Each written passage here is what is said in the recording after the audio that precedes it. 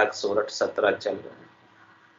महाराज फरमा रहे जोगिया गिगन मंडल घर की आवो जोगिया गिगन मंडल घर किया दिन दिन रूप चढ़े देही पर महा अमीर से पिया दिन दिन रूप चढ़े देही पर महा अमीर से पिया वो जोगिया गिगन मंडल घर किया वो जोगिया गिगन मंडल घर किया करु पर ताप साध संग भेग्या प्रेम प्रीत तत चीना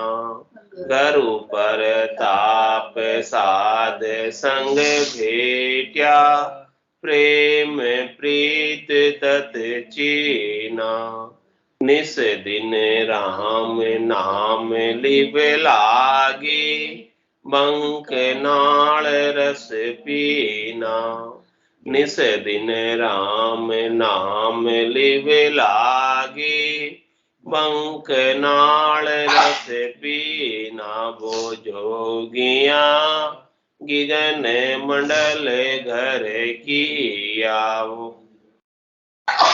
गिगन मंडल घर किया कर जी गिगन धरण धूजाणी जल बिन पवन रस पिया कर जी गिगन धरण धूजाणी जल बिन पवन रस पिया नदियाँ चली पिछम के गेले सुरत सबद संग किया नदियाँ चली पिछम के गेले सुरत सबद संग किया वो जोगिया गिगन मंडल घर किया वो जोगिया गिगन मंडल घर किया धर्म राय शिर पाम दिराया तुरत सबद मिल कीना धर्म राय शिर पाम दिराया सुरत सबद मिल कीना तीनों चले मेरे सु आगे त्रिवेणी सुखलीना तीनों चले मेरे सु आगे त्रिवेणी सुखलीना वो जोगिया गिगन मंडल घर किया वो जोगिया गिगन मंडल घर किया। महाराज परमात्मा से योग करने वाले साधना करने वाले भक्ति करने वाले जनों से कह रहे हैं कि देखो हे साधना भक्ति करने वाले योगी जनों हमने तो गिगन मंडल में घर की है हमने निज घर की व्यवस्था गिगन मंडल में की है परमात्मा के देश में की है संतों के देश में की है राम जनों के देश में की है और ये राम जनों के देश में जाना आसान काम नहीं। क्यों आसान काम नहीं? क्योंकि बीच में धर्मराय का स्थान है मेरुदंड के ऊपर बंकनाल से जब 21 स्वर्ग की गांठों का छेदन करते हैं तो ऊपर के एरिया पर धर्मराय का स्थान है। इस धर्मराय के स्थान को पार किए बिना गिगन मंडल में घर नहीं हो सकता और ये धर्मराय जब तक नहीं जाने देता है तब तक सब कर्मों का खात्मा नहीं जब तक सारा लेखा जोखा समाप्त नहीं हो जाए तब तक ये धर्म नोटिस सर्टिफिकेट नहीं देता एनओसी नहीं देता नहीं जाने देता घेर कर रखता है पकड़े रखता है जीव को। तो महाराज फरमा रहे हैं कि हमने राम नाम के माध्यम से सारे कर्मों को काट कर्म आज के नहीं अनंत जन्मों के कर्म और 3 ताज के कर्म हमारे संचित पूर्ण विधि, 3 प्रकार के कर्म, क्रियमान कर्म जो रोज नए नए बनते, प्रारब्ध कर्म जो हमको इस जीवन के लिए, और संचित कर्म जो अभी तक मिले नहीं, इन सबको काटे बिना काम नहीं। तो कह रहे हैं महाराज, हमने धर्मराय के एरिया से बाहर जाने के लिए इन सब कर्मों को पहले काटा। और कर्म कैसे कटे? कै सुखराम शरण तेरी ऐसी मोहि बताई, भजन किया सो कर्म कटेगा और कटे पलक के मान। कर्मों को काटने का एक ही उपाय है कि भजन किया सो कर्म कटेला और कटे पलक के मान। कितने समय में कट जाते? कह रहे महाराज कि भजन करने से पल भर में सारे कर्म कट जाते। तो जब सारे कर्म कट गए तो धर्मराय के अदालत में उपस्थित होने की आवश्यकता नहीं रहती। और ये धर्मराय का स्थान रास्ते में आता, उस स्थान को पार करना बिना कर्म कटे नहीं हो सकता। तो भजन के माध्यम से जब सारे कर्म कटे तो महाराज में धर्म राय शिर पाव दिराया, सूरत शब्द मिल की ना। कैसे धर्मराय के सिर के ऊपर से निकले? सूरत और शब्द के साथ। शब्द भ्रम आगे आगे चला, पीछे सुरता चली और उसके संग ये आत्मा चली। और जो रास्ता है बड़ा सकड़ा है, धर्मराय उस रास्ते को रोक के बैठा है। तो वो रास्ता जो है उसके एकदम मुख के सामने से जाता है, उसके सिर के ऊपर से जाता है। रास्ता जो है जहां वो बैठा है उसके ऊपर से जा रहा है। तो एकदम सीधी ऊंची खड़ी चढ़ाई है, उस चढ़ाई को चढ़े। किसके साथ चढ़े? किसके प्रताप से चढ़े? गुरु प्रताप साध संग भेट्या, प्रेम प्रीत तत चीना। सदगुरु के प्रताप से, साधना करने वाले जनों के प्रताप से, केवली भगवंत के प्रताप से हमें से निज नाम की प्राप्ति हुई, सतनाम की प्राप्ति हुई, कुदरत कला की प्राप्ति हुई, नेचर की प्राप्ति हुई। उसके संग ही चढ़ पाए। उसके संग के बिना तो ये धर्मराय छोड़ता नहीं। क्यों नहीं छोड़ता है? क्योंकि उसके संग के बिना तो कर्म करते नहीं। ये नेचर ही सब कर्मों को काटने में समर्थ है। नेचर खांडो सुन हो, नाम ब्रह्म को कहने को, सो नेचर दे मुझ ताई, सदगुरु भेजा या जुगमान। आत्म हंस जाव के ले आओ, पार ब्रह्म के लोग पठाओ। ये नेचर को देकर भेजा है मुझे सदगुरु ने, और कहा कि जितने भी हंसवती आत्माएं हैं उनको आप लेकर आओ और सबको पार ब्रह्म के लोग दो, और सबको इस धर्मराय से छुड़ा कर लाओ। अभी सब धर्मराय के बंधन में है। जब तक ये करनी और कर्म करते रहेंगे, क्रियाएं करते रहेंगे, उन करनी और क्रियाओं का फल पाप और पुण्य के रूप में धर्मराय भुगताएगा। क्योंकि धर्मराय की नियुक्ति ही सब कर्मों को भुगताने के लिए हुई है। सबका अलग अलग काम देकर परमात्मा ने सबको इस सृष्टि में त्रिलोकी में भेजा। ब्रह्मा रच्यो गणन को, विष्णु करण प्रतिपाल, शिव रच्यो संहार को, इंद्र वर्षण मेघमाल, पाप पुण्य का न्याय को, सिरजो है धर्मराज, संत सिरजा सुखराम है, जीव उदाहरण का। तो परमात्मा ने धर्मराज को काम ही देके सौंपा है, काम ही देके भेजा है कि आप जितने भी 84 लाख जीवाजून में जितने भी जीव हैं, जितने भी प्राणी हैं, उन सबका आपको लेखा जोखा रखना है और उन सबका आपको हिसाब किताब करना है।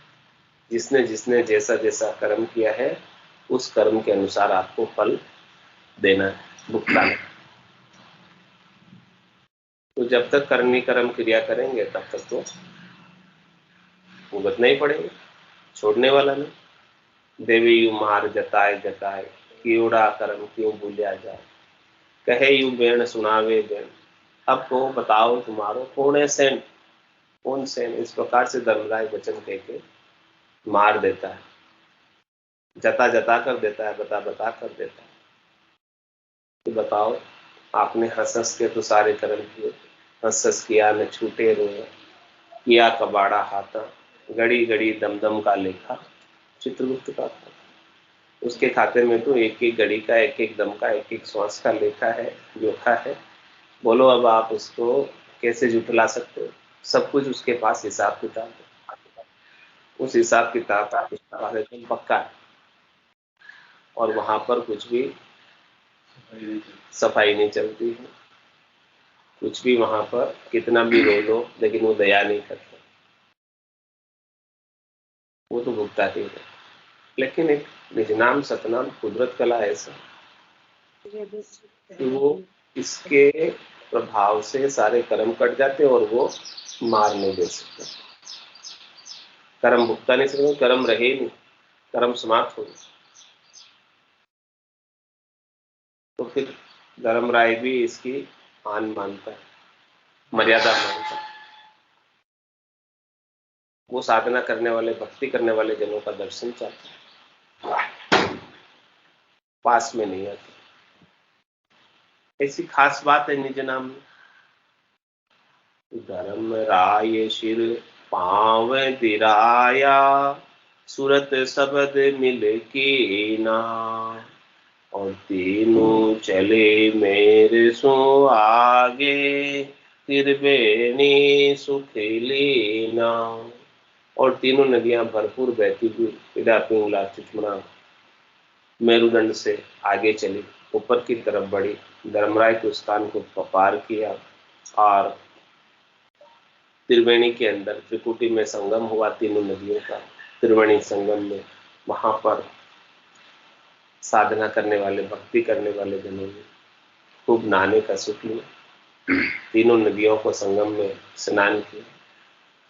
अब त्रिवेणी नाय किया गिगन प्रवेश। त्रिवेणी में नहाकर गिगन मंडल में प्रवेश होता।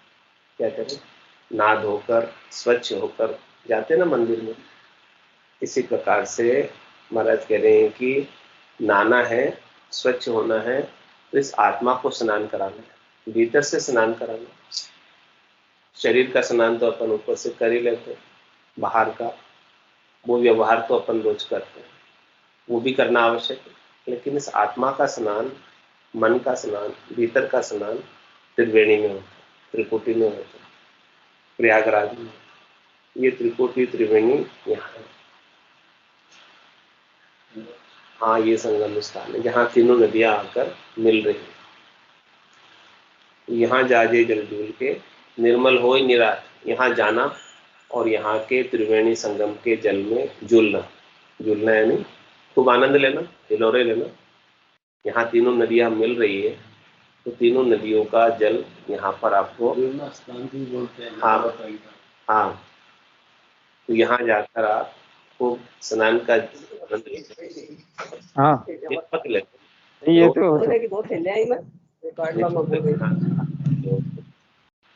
तो एकदम निर्मल हो जाओ। ऐसे स्नान के बिना मन के विकार नहीं जाते, शब्द रूप रस गंध स्पर्श की आसक्ति नहीं जाती। निर्मलता, निश्चलता इस स्नान से आती। तो तीनों चले मेर सु आगे, और त्रिवेणी सुख लेना। ऐसा सुख त्रिवेणी संगम में लिया, और ऐसा सुख लेकर निर्मल होकर नाम लिया निर्मल नरदेही। ये नरदेही निर्मल कब होगी?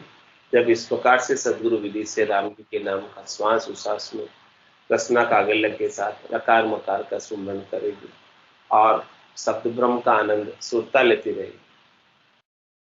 तो मन तो लगा रहेगा श्वास उश्वास में, और आत्मा अपने निरंजन निराकार पद में सुरता के संग शब्द ब्रह्म का आनंद लेती रहेगी। तो ये दोनों चीजें साथ साथ चलेगी, और साथ साथ चलते हुए साधना करने वाला, भक्ति करने वाला जन आगे बढ़ेगा।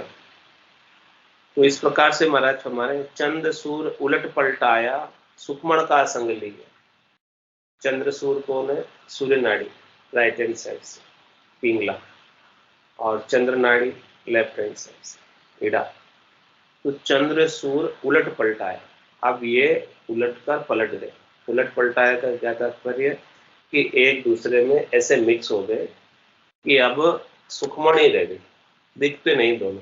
न चंद्र दिखता है, न सूर्य दिखता है, न सूर्य नाड़ी रही, न चंद्र नाड़ी नहीं रही।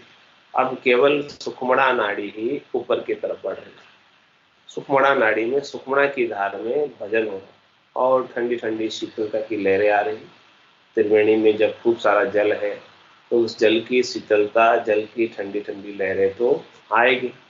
तो सुषुम्ना का ऐसा प्रभाव है कि वो शीतलता प्रदान करती है और सूर्य नाड़ी नाड़ी दोनों उसके अंदर मिलकर सुषुम्ना नाड़ी ऊपर की तरफ बढ़ रही है। और फिर ऊपर जब बढ़ती है तो ऊपर कौन है? आदि पुरुष अलख अविनाशी त्रिपुटी तखत के ऊपर विराजे।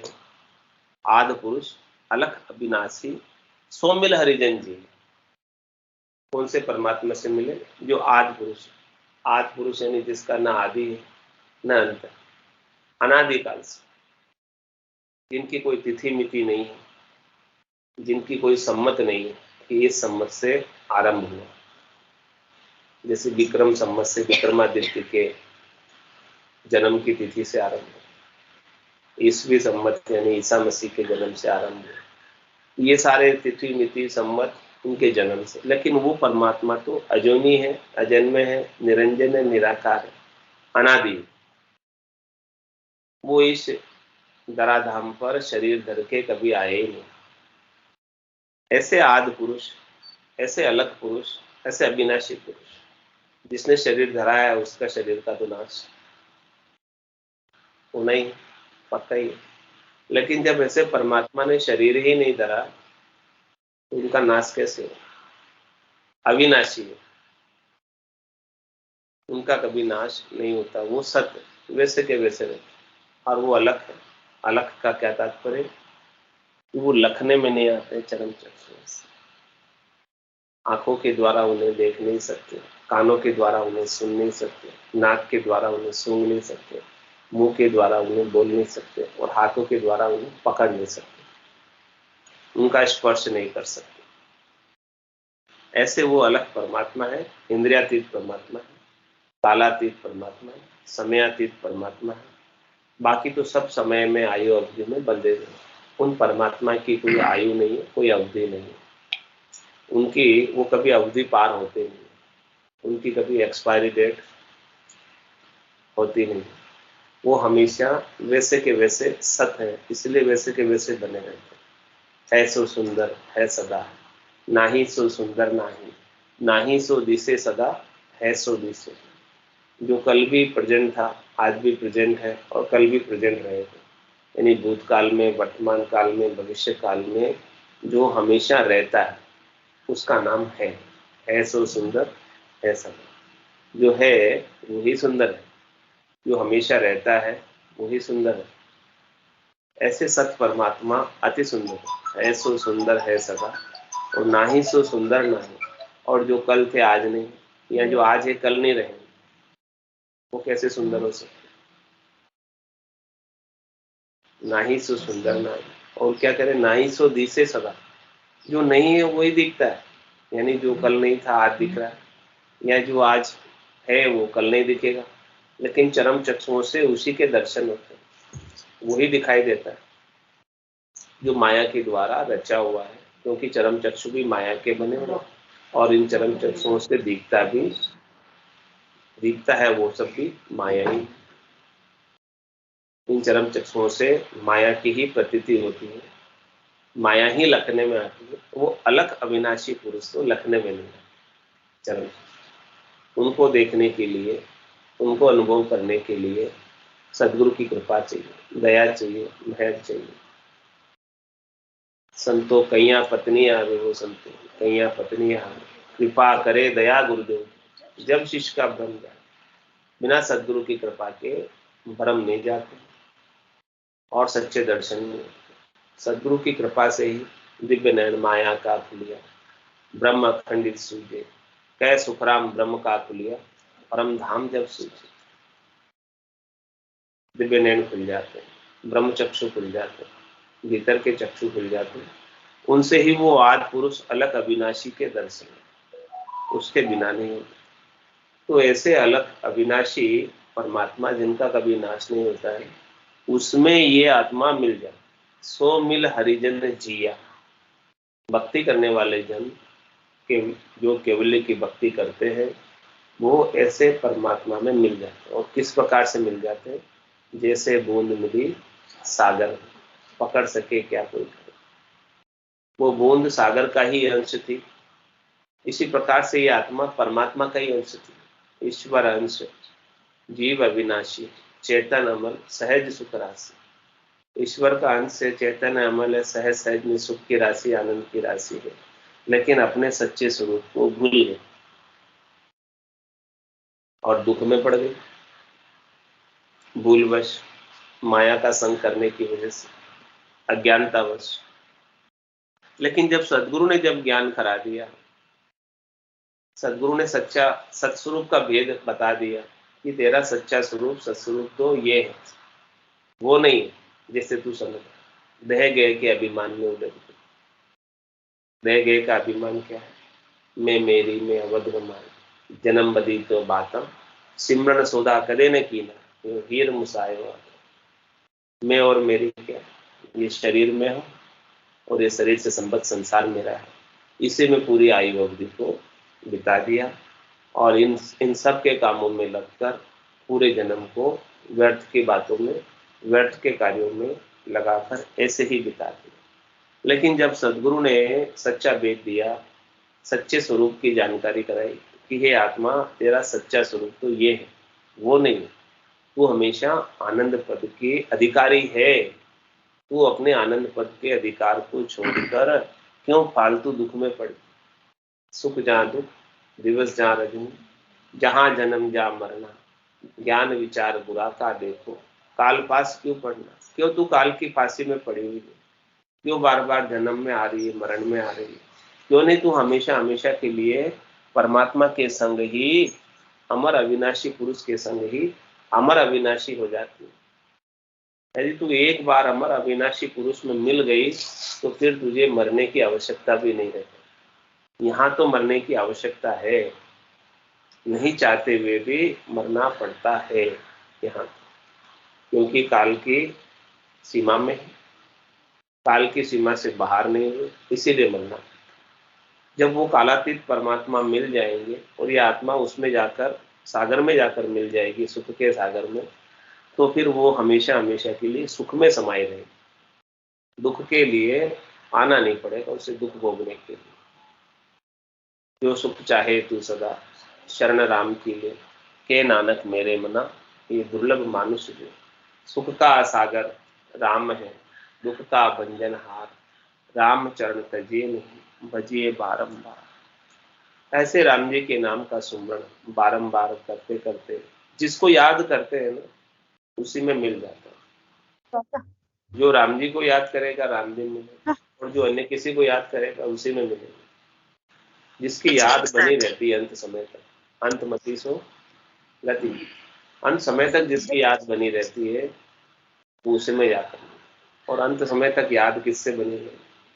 अभ्यास करत करत अभ्यास के, जड़मति होत सुख, रसरी आवत जात सिल पर परत निश। कभी कोई चीज का अभ्यास किया ही नहीं तो वो अंत समय में भी याद नहीं है, और जिस चीज का जीवन भर अभ्यास किया वो चीज अंत में भी याद आ जाएगी। अंत काल में होती वासना, जा में वासा पाए, कह सुखराम वासना ऊपर कर सवारी आए। अंत में जैसी वासना रह जाती है, जैसी मति रह जाती है, जैसी बुद्धि रह जाती है, उसके अनुसार वो जीवात्मा शरीर कर लेगी। अब जब अंत समय में याद ही केवल परमात्मा रहेंगे, परमात्मा के सिवाय दूसरा कोई रहेगा ही, क्योंकि हर एक श्वास में उनके नाम का सुमिरन है, हर एक उसास में उनके नाम का सुमिरन है। एक भी श्वास, एक भी उसास ऐसे परमात्मा के नाम के बिना खाली नहीं जा रही। तो जब याद में ही परमात्मा, श्वास में ही परमात्मा है, तो जब तक श्वासें चल रही है, जब लग मुख में जिब्या चाले, तब लग हरर केश, भावे तार मारमय दीजिए, शरण आपकी विश्व, राम तेरी लाए पड़े सो कीजिए, भावे मोख मुगत में भेजो, भावे दो जग दीजिए, माने तो हरि भक्ति जो करनी, भजन अखंडित तेरो, मोख हसियासु बिड़क बदे तो काय बिगड़ सी मेरी, राम तेरी लाए पड़े सो कीजिए। हे राम जी, आपको जैसा अच्छा लगे वैसा करो, बस हम तो केवल और केवल आपके नाम का सुमरण करते थे, बाकी हमारी कोई इच्छा नहीं, हमारी कोई चाहना नहीं, हमारी कोई वासना नहीं, हमारी कोई आशा नहीं, हमारी कोई तृष्णा नहीं, हमारा कोई मनोरथ नहीं है, हमारी कोई मनोकामना नहीं, हमारा कोई संकल्प नहीं, हमारा कोई विकल्प नहीं। बस हम तो चाहते चाहते केवल आपके चरणों में स्नान चाहते, और कुछ भी नहीं चाहते। कै सुखराम दान देव साईं, परम पद बिना लेशु में ना।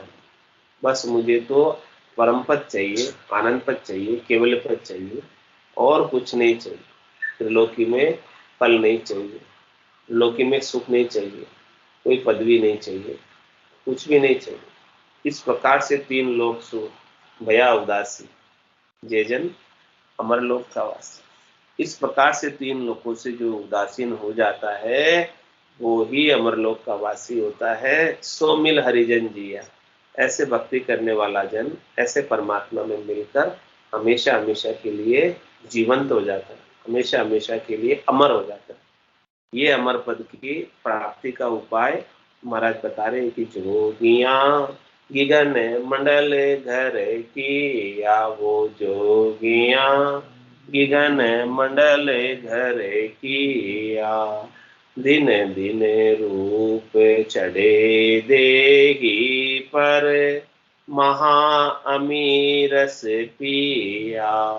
दिन दिन रूप चढ़े देही पर, महा अमीरस पिया। वो जोगिया गिगन मंडल घर की, या वो जोगिया गिगन मंडल घर किया।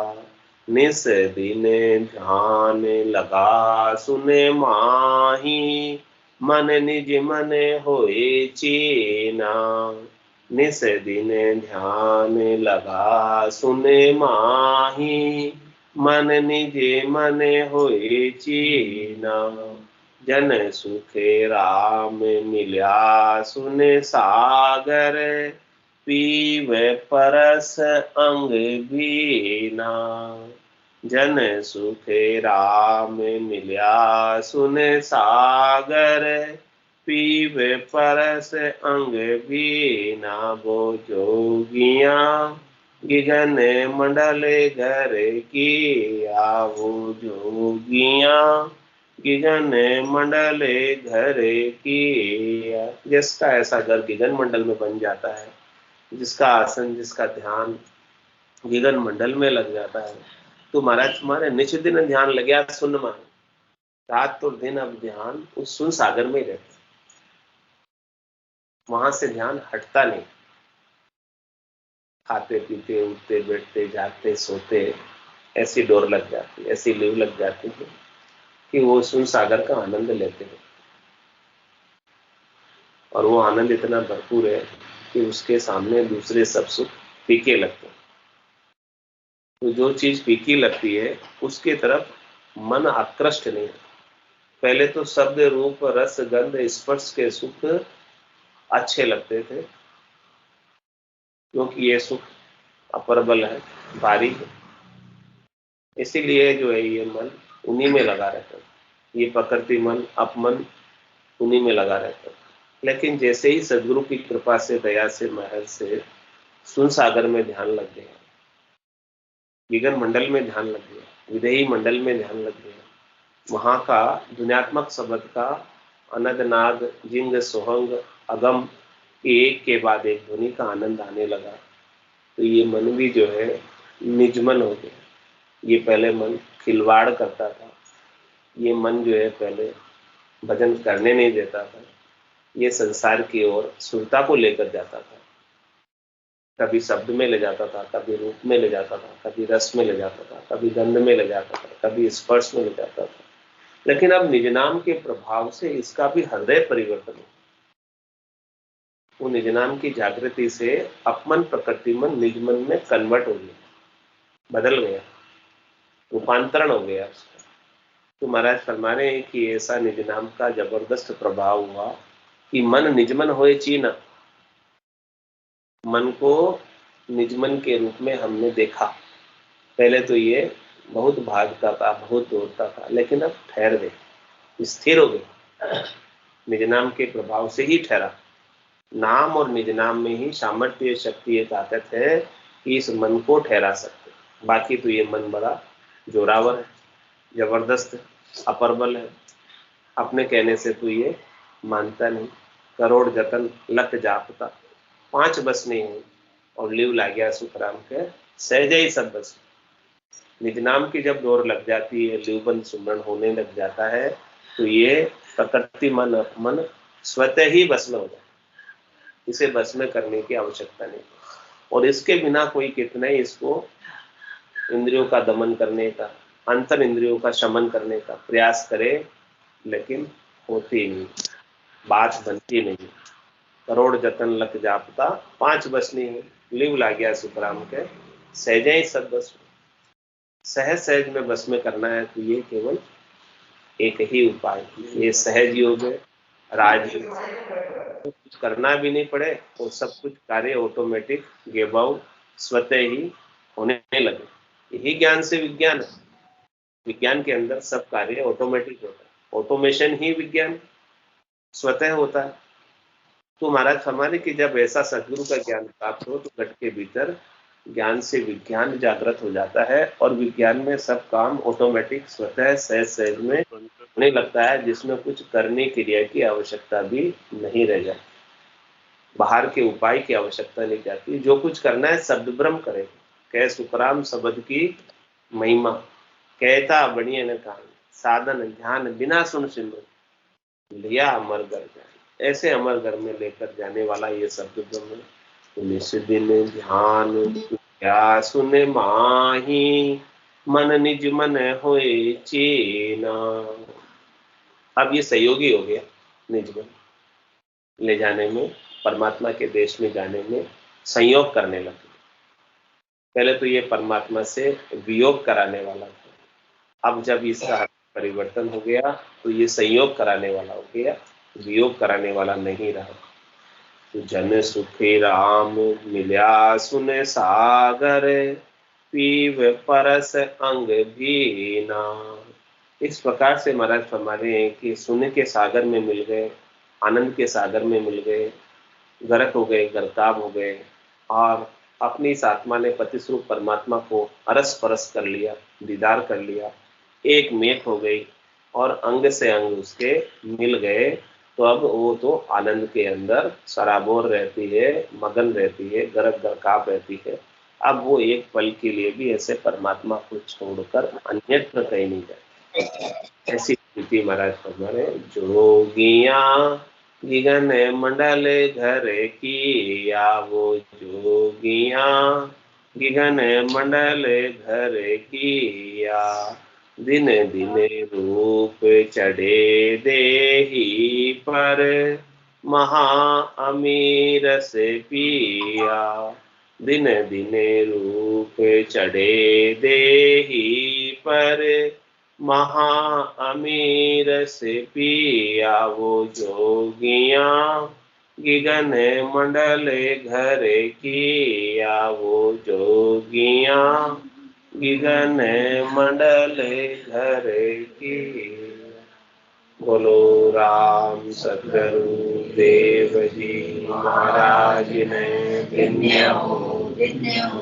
परम दयाल सतगुरु सुखराम जी महाराज ने धन्य हो, धन्य हो। अनंत श्री सतगुरु सुखराम जी महाराज के ज्ञान सत्स्वरूप भगवान ने धन्य हो, धन्य हो। केवली भगवंता ने धन्य हो, धन्य हो। जीवा तारण धार ने धन्य हो, धन्य हो। मोक्ष के मार्गा ने धन्य हो, धन्य हो। अनंत कोटि संतान ने धन्य हो, धन्य हो। राम सभा में राम राम सा राम राम राम राम राम राम, सबने राम राम, सब संतान है, सत्संग ने राम राम राम राम राम राम।